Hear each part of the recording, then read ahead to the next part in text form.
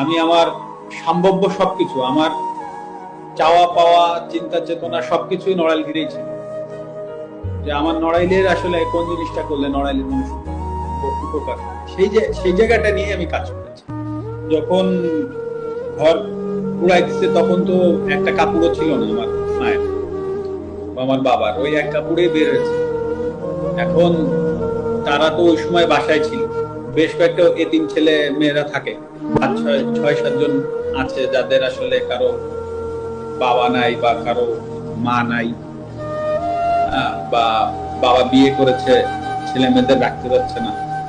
তো আমার মা করতো কি, ওই ওই ছেলে মেয়েদেরকে এনে বাসায় রাখতো এবং পড়ালেখা করে।